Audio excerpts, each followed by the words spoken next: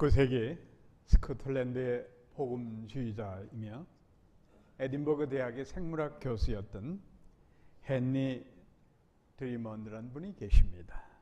이분이 복음주의 운동을 하면서 아주 중요한 명언을 남겼습니다.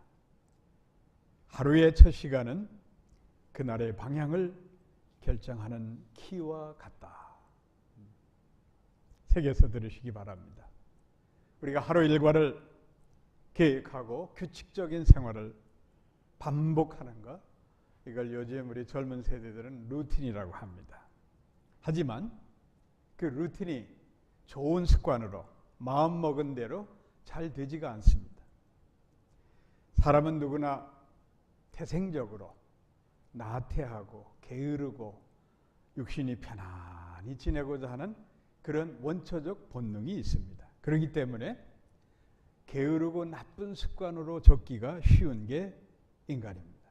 그래서 오늘 할 일 내일로 미루고 그렇게 사는 게 인간입니다. 이렇게 사람이 움직이기 싫어하고 편하게 안주하려는 욕구를 사회 심리학자들은 컴포트 존이라는 단어를 씁니다. 컴포트 존. 이 컴포트 존, 여러분 서서히 끓는 물에 개구리 한 마리가 들어가 있어요. 이 개구리는 따뜻해지니까 여기가 좋은 줄 알고 거기서 튀어나올 생각을 안 하는 거예요. 그러다가 펄펄 끓면은 그 개구리는 거기서 죽고 맙니다. 어쩌면 우리 사람이란 존재가 그렇게 현재 컴포트 존, 지금 편하다 안락하다 안주하다가 몸도 망가지고 영혼도 타락하는 경우가 상당히 많습니다. 사랑하는 성도 여러분, 이건 우리 개인의 문제뿐만 아니라 사회 문제, 또 모든 사회 구조적 관계, 이런 모든 일들 속에서 이 컴포트 존에 머물게 되면은 그야말로 궁극적으로는 망하는 길로 가게 되는 거예요. 기업도 마찬가지로 20세기에 내놓으라 하는 기업들이 많습니다. 그 중에서 10대 기업들이 있었어요. 그 중에 하나가 코닥인데, 이 코닥이 처음 유리관으로 만들어진 필름으로 사진을 찍다가 네거티브 필름으로 사진을 찍어서 세계의 변화를 가져오고 엄청난 부를 얻었어요. 달나라 1969년에 닐 암스트롱이 달나라에 가서 찍을 사진 때도 코닥 필름으로 썼던 거예요. 이렇게 유명한 회사가 결국은 어떻게 됐느냐. 21세기에 디지털 카메라가 나와서 이제 필름이 사라지는 걸 모르고 그대로 경영하다가 2012년에 완전히 파산해 버렸어요. 그뿐만 아니에요, 여러분. 스웨덴이 낳은 노키아 전자제품. 이 전자제품도 여러분 한때는 전 세계 50%의 시장을 석권하고 영업이익이 엄청나게 창출됐어요. 그때 2007년도인가 그때 애플이 휴대폰에 정착되는 카메라를 만들어냈어요. 아이폰이죠. 여러분 쓰는 아이폰. 그런데 노키아의 임원들, 경영진들은 그건 뭐 젊은 애들이 잠시 유행으로 쓰는 것이야 라고 생각하고 기술 개발을 하지 않는 거예요. 그러다가 2013년에 완전히 회사가 도산위기에 되니까 헐값에 마이크로소프트에 넘기고 말한 거예요. 여러분, 기업도 이런 거예요. 여러분. 기업도 새로운 도전과 계획 속에 바뀌어지지 않으면 이렇게 안주하다가 망하게 되는 거예요.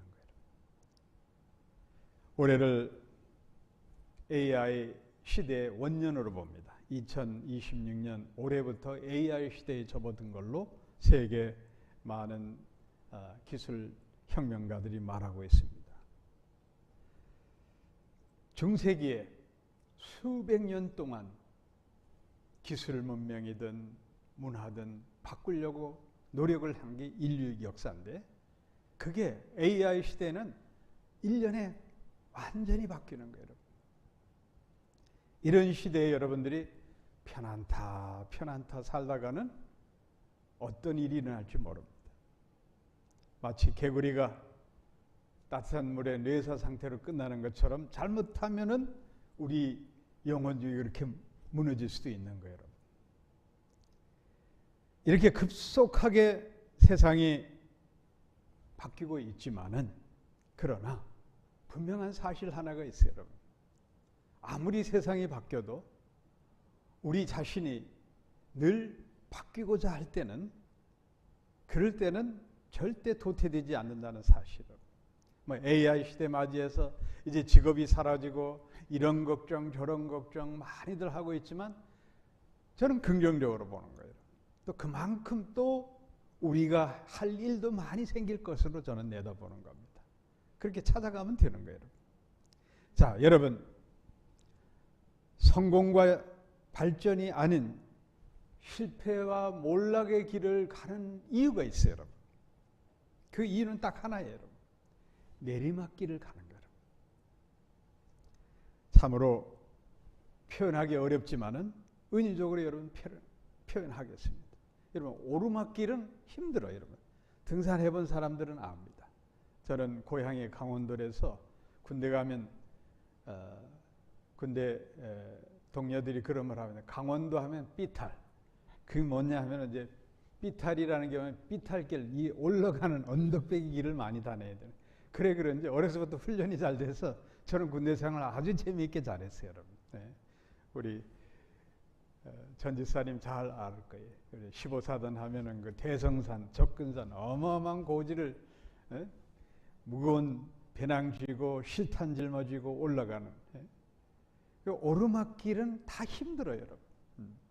그래서 대다수의 사람들이 내리막길을 가고 싶어 하는 거예요. 그런데 분명한 사실은 어느 분야든 성공한 사람들은 다 오르막길을 간 거예요. 여러분. 다 오르막길을 올랐던 거예요. 여러분. 미국의 그 사회 통계에 보면은 미국의 성공한 사람, 뭐 기업을 하든 뭐 학문을 하든 모든 분야에 성공한 사람 90%가 빈손으로 시작을 한 거예요. 그 성공한 사람들의 아주 중요한 일이 있어요. 여러분. 그 성공한 사람들의 평균을 내보니까 16번 실패하고 17번째 성공한 거예요. 무슨 의미인지 여러분 아시겠죠? 성공은 쉽게 오는 게 아니에요. 여러분. 모든 분야의 성공은 하루아침에 거저오는 게 없어요. 여러분. 그들이 16번 실패의 실패를 쓰라린 경험을 한 후에 17번째 성공하는 거예요. 이게 어쩌면 우리 인생인지도 몰라요. 여러분. 그런데 성공하고 싶은 마음은 누구나 다 있고 생각만 있고 몸이 따라주지 않고 실행하지 않으면 그건 아무 의미가 없는 거예요. 워렌 버핏하고 거의 동업이나 마찬가지인데 아주 이론적으로 그 찰리 멍거라는 교수가 있습니다. 경제학자인데 이 사람이 세계적인 금융 투자에 두 사람을 귀재로 보려고 뭐 세상 사람들은 엄청나게 그들을 칭송합니다. 뭐 제가 그들을 칭송하고 싶어서 설교 시간에 얘기하는 건 아니고 이 찰리 멍거가 아주 유명한 명언을 남겨서 제가 여러분께 소개하는 거예요. 오늘 계속 배우고 성장하지 않는다면 내일은 아무런 기회가 오지 않을 것이다. 의미 있는 얘기 아니에요. 우리는 어떠한 인생의 목표를 세우고 하나라도 더 배우려고 애쓰고 도전하고 애써 남들이 볼 때는 발전이 없는 것처럼 보여도 끊임없이 도전하는 사람, 그 도전의식이 있는 사람들에게 성공이 있는 거예요. 여러분. 오늘 내가 어려움을 겪고 있다면 여러분 두 가지 이유가 있어요. 지금까지 잘못 살았거나 지금부터 제대로 잘 살아보려고 하는 두 부류로 나눌 수가 있는 거예요. 둘 중 하나에 있을 겁니다. 어쩌면 내가 지금 겪고 있는 고통은 그동안 너무 컴포트 존, 편안하게 내리막길로 살려고 하다가 지금 어려움이 될 수도 있는 거예요. 주님께서 분명히 산상보훈에서 비유로 말씀하셨습니다. 많은 사람들은 넓은 길로 가는 거예요, 여러분. 넓은 길은 내리막길이에요, 여러분. 쉽게 가는 길이에요. 그러나 좁은 길을 가는 사람들은 오르막길을 오르는 거예요, 여러분. 그래서 좁은 길을 가는 사람들은 분명한 신앙적으로는 하나님을 앙망하면서 하나님이 나에게 향하신 뜻을 찾아서 살아가는 사람들이고, 세상 사람들 같으면은 분명한 어떠한 인생의 목표를 두고 그것을 향해서 전진해 가는 사람들이에요.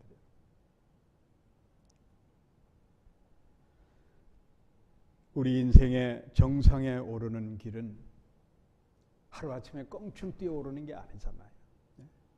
하루하루 그 남들이 하기 싫은 그 싫은 일들을 해가며 여러 가지 힘들고 어려운 것을 반복하며 이겨내면서 그러면서 정상에 올라가는 거예요. 오르막길을 가겠다고 도전하는 사람, 그 사람들이 바로 하나님의 은혜로 사는 사람으로 저는 생각합니다.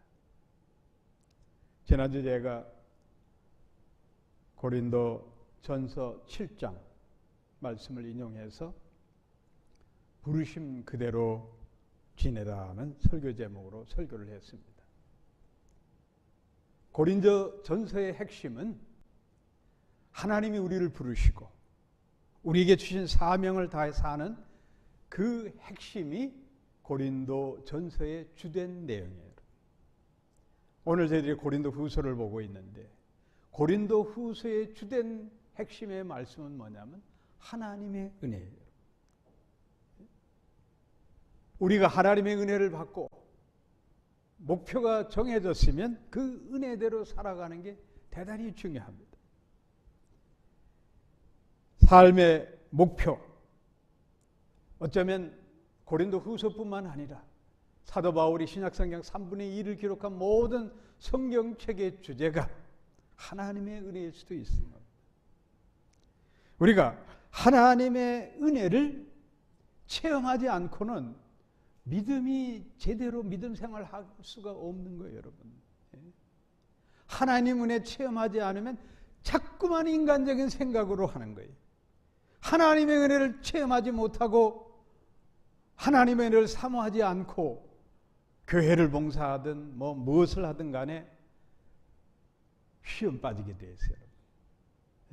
인간적인 걸 가지고는 시험 빠지게 돼 있어요. 우리 그리스도인들은 하나님의 은혜로 시작해서 하나님의 은혜로 끝나는 사람들이에요.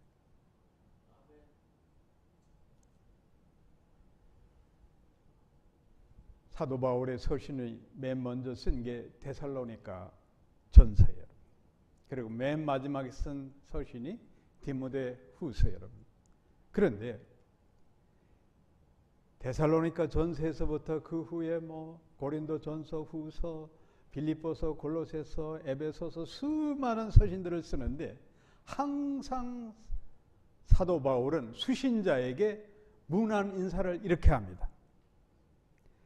하나님 우리 아버지와 주 예수 그리스도로 쫓아 은혜와 평강이 있을지어다. 오늘 고린도 후서 1장 3절 말씀입니다. 모든 서신에 하나님 우리 아버지와 주 예수 그리스도의 은혜와 평강이 있을지어다. 은혜가 중요한 거예요, 여러분. 은혜. 모든 사도 바울의 서신에 첫머리에 은혜부터 시작이 되는 거예요, 여러분. 그것은 뭘 의미하겠습니까? 우리는 하나님의 은혜로 부르심을 받고 하나님의 은혜 속에 지금 살고 앞으로도 하나님의 은혜로 산다. 그런 의미예요. 그 헬라 원어 성경을 아포데오 파토스, 카에 큐리오스 예수 그리스도. 그 아포란 헬라 전치사는 프롬이에요, 여러분. 그 프롬이라는 뜻은 영어로 because of, 무엇으로부터 시작이 됐느냐? 우리가 누리는 은혜는 사람들로부터 위로받고 뭐 이런저런 걸로 일이 잘 돼서 거기서 위로받는 그게 은혜가 아니에요, 여러분.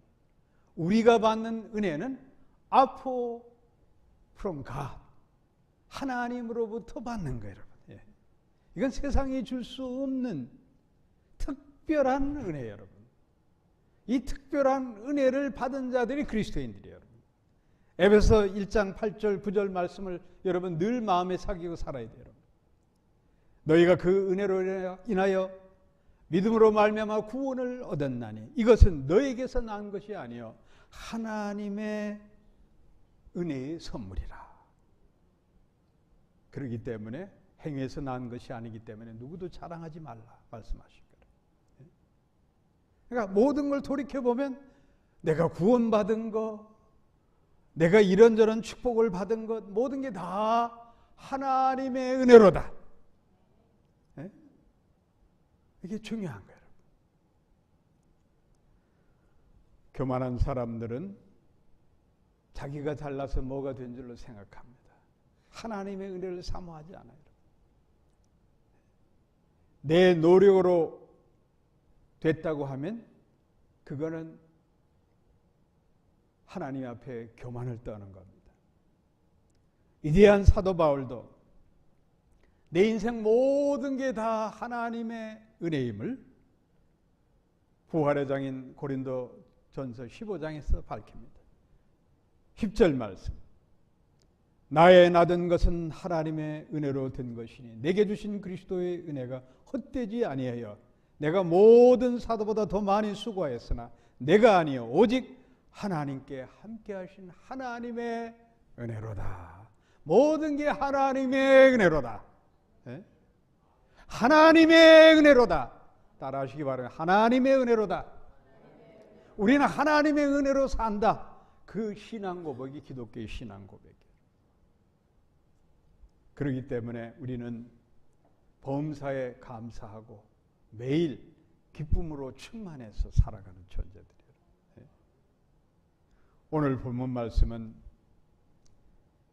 교회 문제가 생기면 사도 바울을 대신해서 방문해서 해결하는 디도가 사도 바울이 써준 서신을 들고 그리고 고린도 교회에 가서 이제 낭독하는 겁니다. 이 디도가 가면은 사도 바울이 쓴 서신을 낭송하는 큰 목소리로 낭송합니다. 자, 오늘 본문 고린도서 8장 6절 말씀. 이러므로 우리가 디도를 권하여 너희 가운데서 시작하였은즉. 본인이 이렇게 얘기하지만 본인이 하는 사도 바울을 대신해서 고백하는 거예요. 그 다음 말씀이 중요합니다. 이 은혜를 그대로 성취케 하라. 바울 선생님이 말씀하셨다는 거예요. 이 은혜를 그대로 성취케 하라. 우리말로 그냥 번역되다 보니까 조금 의미가 잘 마음에 안 닿을 수 있는 거예요. 그런데 여기서 은혜라는 단어, 칼이라는 단어는 은혜적으로 이 디도가 설명하고자 하는 것은 헌금에 관한 얘기예요. 헌금 많이 하라 그런 말보다 은혜로 그 은혜를 받은 대로 그대로 헌금을 했으면 좋겠다. 아마도 디도가 고린도 교회에 가서 사도 바울 서신을 지금 낭독하고 난 후에 이렇게 얘기했을 거예요. 바울 선생님이 나를 여러분들한테 보낸 것은 지난 1년 전에 여러분들이 약속한 대로 또 사도 바울 선생이 부탁한 대로 예루살렘 교회가 지금 가뭄이 들어서 먹을 게 없고 지금 궁핍한 상황에 있으니 이제 바울 선생님이 예루살렘 교회를 방문하게 될 때에 우리 마게도니아, 북쪽이 마게도니아, 남쪽은 아가야, 고린도, 아덴 속하는 걸 이 그리스 역사를 보면은 사도 바울 당시에 이 북쪽을 마게도니아라고 부르고 남쪽을 아가야라고 그랬어요. 그러니까 이 북쪽에 있는 마게도니아 성도들은 여러분보다 형편이 더 어렵습니다. 본문 2절에 보면 고린도후서 8장 2절에 보면 극한 환난 속에서 그들이 과할 정도로 헌금을 많이 모았다. 이렇게 디도가 가서 읽어주는 거예요, 여러분. 이제 고린도 교회는 어떤 교회냐? 마게도냐에 있는 교회들에 비하면 당신들은 부자가 많다 이거예요, 여러분. 그 실제적으로 고린도는 사도 바울 당시 주 1세기에 지중해 제일 항구 도시였어요. 그러니까 뭐 항구 도시가 그 당시에는 상하위 문물이 이렇게 교환이 되고 하다 보니까 부자들이 많은 거예요, 여러분. 근데 마게도냐 북쪽에 있는 빌립보, 데살로니가, 베레아 이런 교회들은 로마의 이제 식민지, 알렉산드리아 왕의 이제 마게도냐 제국이 완전히 없어져 버리고 식민지에 있다 보니까 이 광산, 은과 금을 캐는 광산이 이제 마게도냐 북쪽에 산악지대이기 때문에 광산이 많고, 그 다음에 나무 베어서 벌목한 걸로 먹고 사는. 그런데 마게도냐 사람들이 그거를 가지면 좋은데 다 로마 제국에 빼앗기고 마는 거예요. 그러니까 얼마나 가난한지 몰라. 그럼에도 불구하고 마게도냐 성도들은 정성껏 헌금을 많이, 그러니까 사도 바울이 오늘 고린도 후서에 나온 대로 과하게 헌금을 했다. 근데 좀 잘 사는 당신들, 우리 고린도 교회에서 좀 1년 전에 부탁하고 1년 전에 여러분들이 약속했으니까 그 약속한 것을 좀 헌금해달라. 그래서 예루살렘 교회에 있는 성도들에게 구제 헌금을 해야 되겠다. 그 내용이 오늘 본문 말씀이에요. 자, 여러분 헌금 얘기를 하게 됐네요. 헌금은 성금이 아니에요, 여러분. Practice charities. 뭐 어려운 사람들을 위해서 선심 쓰는 게 헌금이 아니에요, 여러분. 헌금은 오늘 본문에 나온 대로 예루살렘 성도들을 위해서 구제 헌금을 한다 하더라도 그거는 하나님께 하는 거지 사람에게 하는 게 아니에요, 여러분. 그걸 분명히 여러분 알아야 돼요. 그렇기 때문에 헌금은 믿음의 분량대로 하게 돼 있어요, 여러분. 믿음의 분량대로. 또 그렇게 해야 되는 거예요. 우리말 성경은 연보로 했는데 헬라 원어성에 아폴로테스라는 단어를 쓰는데 이 뜻은 generosity, 관대하다. 그러나 영적인 의미에서는 single-hearted devotion, 그러니까 헌신, 한 마음으로 헌신하는 게 헌금이에요, 여러분. 한 마음으로 하나님 앞에 드리는 게 헌금이에요, 여러분. 그래서 주님은 산세복음 마태복음 6장 21절에서 보물이 있는 곳에는 내 마음도 있느니라. 그러니까 우리 마음 심령 상태가 하나님을 향해서 드리지 않으면, 신실되게 드리지 않으면 그게 헌금이 될 수가 없는 거예요, 여러분. 그러니까 신실함으로 드려지는 것. 이게 어디서 오느냐? 하나님의 은혜로 오는 거예요. 그래서 오늘 사도 바울은 이 은혜를 은혜적으로, 헌금을 은혜적으로 하나님의 은혜로 표현한 거예요. 왜? 하나님의 은혜 받은 대로 하나님께 드려지는 헌금이 바로 하나님의 은혜 받은 분량이기 때문에 그런 거예요. 그러니까 헌금은 결국은 믿음의 분량이다. 자, 우리는 분명히 알아야 돼요, 여러분. 하나님께서는 은혜를 베푸시는 거예요. 은혜를 베푸시는 건 뭐냐? 하나님은 우리에게 은혜를 베푸셔서 우리가, 그게 은혜라는 단어 속에는 모든 게 다 포함이 되는 거예요. 내 건강도 있을 수 있고, 물질의 축복도 있고, 자녀의 축복도 있고, 뭐 출세하는 일도 있고, 모든 게 다 포함된 게 하나님의 은혜예요, 여러분. 그 은혜 받은 것을 우리가 물질로 표현해 드리는 게 바로 헌금이에요, 여러분. 그 헌금을 많이 드리면 드릴수록 그만큼 복의 복을 많이 받은 거예요. 하나님의 은혜를 많이 받았다는 하나의 표현이 되는 거예요. 그래서 여러분들이 하나님 앞에 내가 많은 예물을 드릴 수 있도록 은혜를 주시옵소서, 그렇게 기대하면 반드시 말라기서에 기록한 대로 여러분에게 흔들어 차고 넘치도록 복을 주실 줄로 믿습니다. 사랑하는 성도 여러분, 그래서 오늘 사도 바울은 본문 11절에서 이제는 행하기를 성취할지니, 그러니까 이제는 헌금 약속한 거 그거를 다 이루라는 뜻이에요, 여러분. 그리고 그 은혜 받은 대로 모든 걸 만들어서 우리 예루살렘 교회 기근당해서 굶어 죽어가는 우리 형제자매들을 돕시다. 그 얘기예요, 여러분. 자, 사랑하는 성도 여러분, 우리가 하나님의 은혜를 받으면 절대 헛되게 받으면 안 돼요. 그래서 오늘 본문에 앞서서 보면은 고린도서 6장 1절에 보면 하나님의 은혜를 헛되이 받지 말라고 한 거예요. 그러니까 하나님의 은혜를 우리가 받았을 때에 그만큼 하나님의 은혜에 속량해야 되는 거예요. 우리가 하나님의 은혜를 주시옵소서 받고 은혜 받은 걸로 그치게 되면은 이제 그 은혜 거기서 스탑해버려요. 끝나버려요. 그러니까 하나님의, 내가 받은 하나님의 은혜를 어떻게 하든지 속량하고자 애쓰면 하나님이 더 큰 은혜를 주시고 더 큰 복을 주시는 거예요. 믿습니까? 그게 여러분의 믿음이에요, 여러분. 뭐 믿음 복잡하게 생각할 거 없어요. 믿음이 크다, 믿음이 좋다, 아이고 저 사람 믿음 좋아, 다른 거 아니에요. 하나님의 은혜를 잘 속량하는 사람이 하나님의 사람이고 하나님의 믿음이 있는 사람들이에요. 그러한 자들에게는 우리 하나님이 이미 모세와 시내산에서 약속하셨어요. 신명기 5장 10절에 보면 나를 사랑하고 내 계명을 지키는 자에게는 천대까지 은혜를 베푸니라. 하나님 말씀에 따라서 하나님의 은혜로 나의 나 된 것은 하나님의 은혜로 된 것이니 하나님께 드리고자 하는 사람들은 본인 당대뿐만 아니라 천대까지 은혜를 베푸는 거예요. 천대까지 복을 주시겠다는 거예요.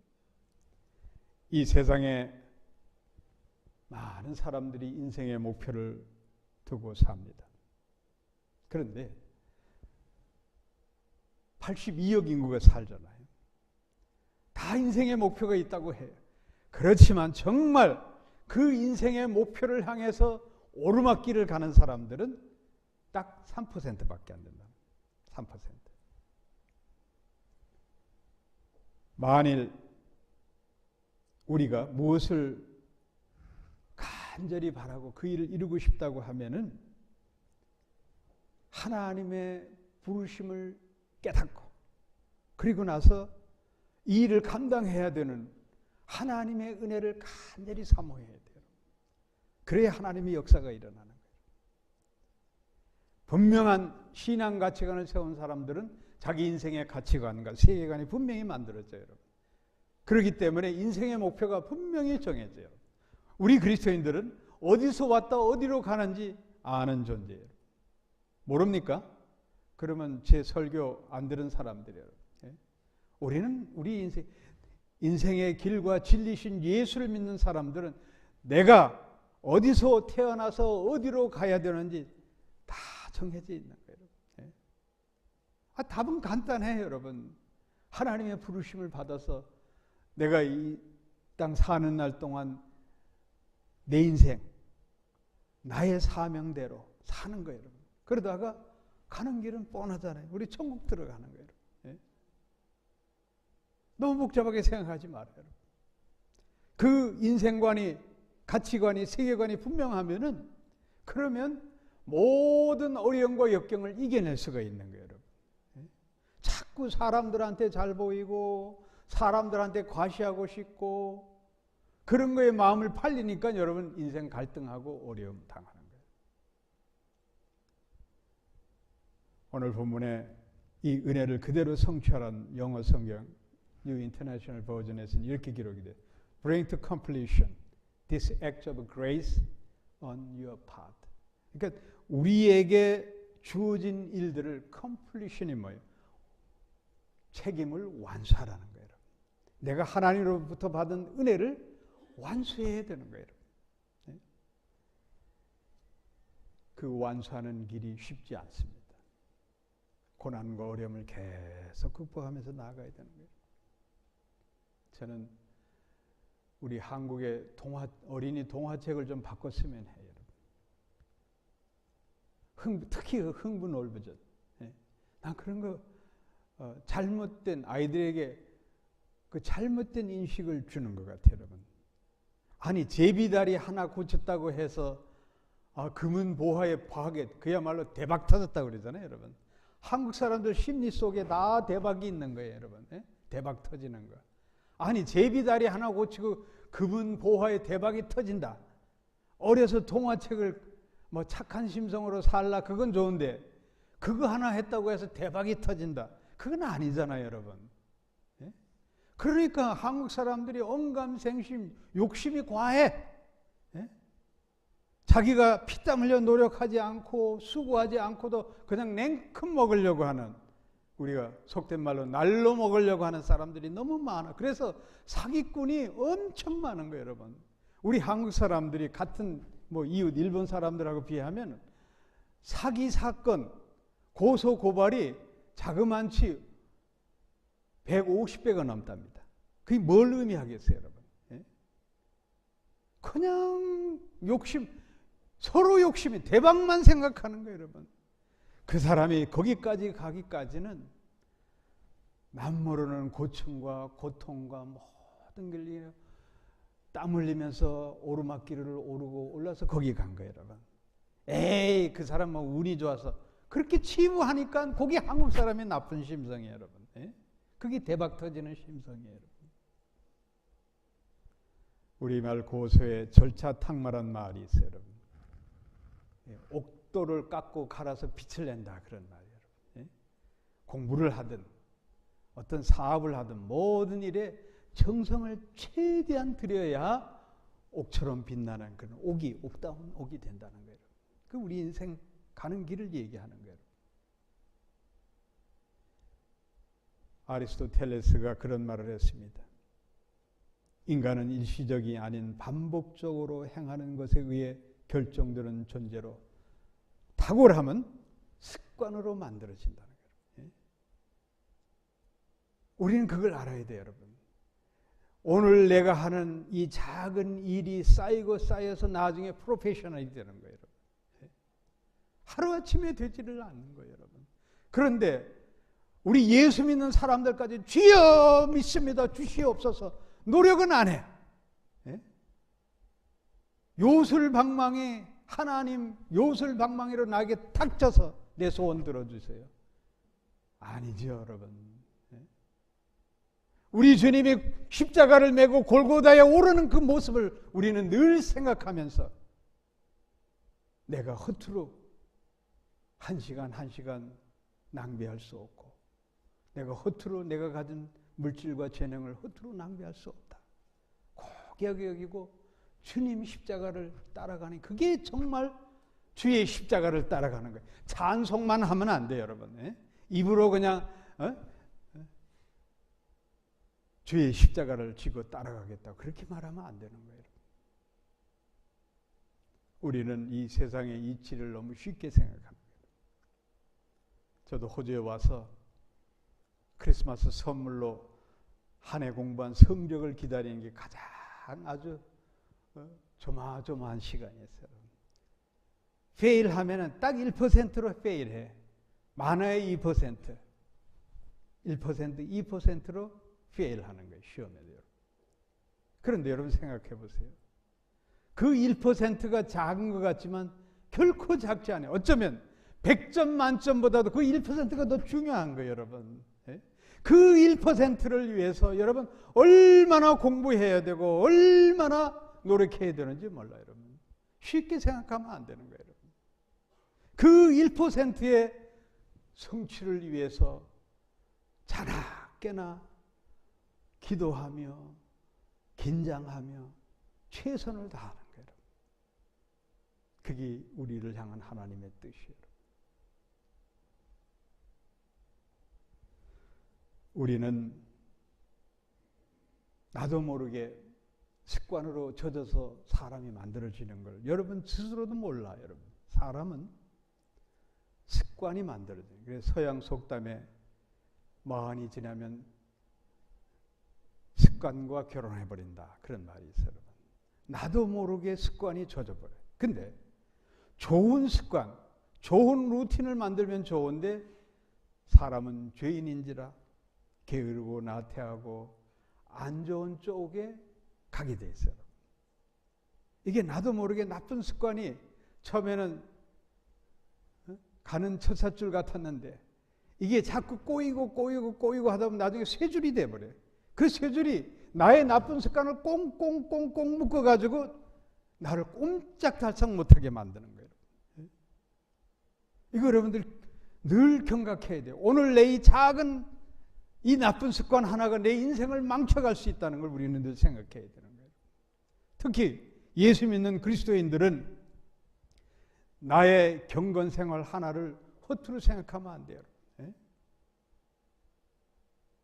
내가 아이고 그 뭐 술 한잔 한다고 해서 담배 한 대 피운다 해서 내가 죄 짓는 거 아니지. 그렇지. 그것 때문에 구원받고 못 받고는 아니야. 그렇지만 여러분 그게 쩔고 쩔어서 나중에 어떻게 되느냐. 경건 생활에 엄청난 장애물이 되어버리는 거예요. 영적으로 깨우고 싶어도 깨지 못하는 그런 게 나를 꽁꽁꽁 묶고 여러분. 그걸 우리는 경각해야 되는 거예요. 사랑하는 성도 여러분, 육체의 연습은 약간의 유익이 있으나 경건은 범사에 유익하니 금생과 내생에 약속이 있느니라. 디모데 전서 4장 6절 말씀. 경건의 훈련을 우리는 우습게 여기면 안 되는 거예요. 우리가 에브리데이 잠에서 깨어나서 하루 일과의 그 루틴에 경건의 생활이 만들어져야 되고 5분이라도 하루에 5분이라도 기도하는 삶, 담은 성경 한 장이라도 읽고자 하는 그 자기의 경건의 루틴을 만들어야 돼요, 여러분. 그거 없으면 세상 사람하고 똑같이 사는 거예요. 그거 하는 사람하고 안 하는 사람하고 나중에 천양지차로 달라져요, 여러분. 이 세상에 가장 가까운 DNA를 유전을 타고나는 사람은 자기 형제 자매일 거예요. 그렇죠? 그런데 쌍둥이라도 형과 동생의 그 하루의 일과에 따라서 눈을 뜨고 하루 어떤 일을 시작하고 어떻게 사느냐에 따라서 인생 40, 50, 60 환갑이 되면 이렇게 천양지차로 인간이 달라지는 거예요, 여러분. 같은 어머니 뱃속에 나와도 이렇게 하루의 루틴이 어떻게 만들어졌냐에 따라서 인생이 이렇게 달라지는 거예요, 여러분. 사랑하는 성도 여러분, 그래서 벤자민 프랭클린은 청교도 정신으로 우리에게 아주 명언을 남겼어요. 아주 쉬운 말이에요, 여러분. 일찍 자고 일찍 일어나는 습관은 사람을 건강하게 하고 지혜롭고 부유하게 만든다. 벤자민 프랭클린 하면은 청교도 정신으로 일생을, 이분은 초등학교도 제대로 졸업 못했지만은 피뢰침을 발견하고 정치인으로 경제인으로 모든 면의 두각을 뛰어냈던 사람이에요. 왜? 이 사람은 아침 일찍 일어나서 부지런히 일하고 열심히 배우고 어느 과학자보다 더 뛰어난 발명품을 만들고 어느 누구보다도 빈손으로 경제적 부를 이루고 미국의 청교도 정신으로 나라를 건국하는 건국의 아버지가 됐던 거예요. 그게 뭐냐? 하루의 일과예요, 여러분. 아침 일찍 일어나. 새나라의 언니는 일찍 일어납니다. 그런 노래 동요 많이 들었잖아요, 여러분. 우리 그리스도인의 정신에 여러분 일찍 일어나고 자기 맡은 일 딱 정해서 그 루틴을 계속 하는 거예요. 그냥 나도 모르게 내 몸이 그 루틴에 따라 움직이는 건 단 하나님 기뻐하시고 좋은 루틴을 얘기하는 거예요. 글로 가면 인생이 달라지는 거예요. 우리는 경건의 루틴으로 살아야 되는 거예요. 기도하고 눈 뜨면 기도하고 말씀 보고 그리고 운동하고 피지컬리 운동도 하고 하루의 일과가 그렇게 만들어져 가야 되는 거예요, 여러분. 초등학생도 다 알아. 왜 안 합니까? 여러분이 스스로 우리의 심령 속에 죄악의 원초적인 본능이 있기 때문에 편안하게 살고 싶어서 내리막길로 가지 뭐. 그냥 편하게 살지 뭐. 편하게 살지 뭐. 그래서 안 되는 거예요, 여러분. 예? 사랑하는 성도 여러분, 그렇기 때문에 우리는 은혜를 사모해야 돼요. 하나님의 은혜를 사모해야 돼요. 저는 늘 사도 바울을 생각하면은 그분은 오직 자나깨나 주님만 생각하고 일생을 살아가는데 자기가 기적을 일으키는 일도 한두 번이 아니고 그런데도 불구하고 자기의 육체적 가시가 있었다. 여러분 잘 알죠? 육체의 가시. 뭐 성경학자들은 그게 이 안질, 이 눈이 앉아서. 그 사도 바울의 모습을 본다고 하면은 정말 볼품없는 사람, 키도 조그맣고 눈에는 안질에서 눈꺼비가 지지하고, 예? 그 다음에 오다리로 띠뜩띠뜩하고 걸고, 예? 거다가 육체의 간질, 저는 간질로 보는데 이렇게 설교하다가 그냥 거품 내밀고 허허하고 쓰러지고 말이지. 예? 그러니까 덕이 안 되니 하나님 앞에 하나님 내게 이 육체의 가시, 사단의 사자라고 그랬어요. 얼마나 힘들었으면 이 사탄의 영이 나를 이렇게 괴롭힌 거예요. 예? 그렇게 하나님 앞에 간절히 기도했더니 하나님의 응답이 이렇게 왔어요. 내 은혜가 내게 족하도다. 이는 내 능력이 약한 데서 나옵니다. 예? 이게 뭘 의미하겠어요? 하나님의 은혜는 우리가 뭐 다 복받고 잘되고 좋은 것만이 하나님의 은혜가 다가 아니에요. 여러분. 때로는 우리가 감당하기 힘든 그런 고난과 역경과 모든 것이 나에게서 떨쳐버릴 수 없는, 그걸 벗고 싶은데 벗을 수 없는 그 자체도 하나님의 은혜로 받아들여야 되는 거예요. 그게 우리의 신앙이에요, 여러분. 그게 나의 약점이 되고 나의 부족함이 되고 남들이 아이고 하나님 믿는데 왜 복을 못 받고 저렇게 살까? 그거 신경 쓰지 않고 내 은혜가 내게 족하도다. 사도 바울이 주의 말씀을 듣고 거기에 자족할 수 있는 그것까지가 하나님의 은혜예요, 여러분. 믿습니까? 하나님의 은혜는 주님께서 나와 함께 하시면 나에게 특별하게만 주시는 은혜라는 걸 여러분 알아요. 특별한 선물이 여러분. 다 여러분 인생이 다르잖아요. 하나님의 은혜는 여러분에게만 주신 하나님의 선물이에요, 여러분. 그 선물을 감사히 받고 그 하나님의 은혜에 속량하면서 살아가는 게 그리스도인의 삶입니다. 은혜가 여러분에게 충만하기를 주 예수의 이름으로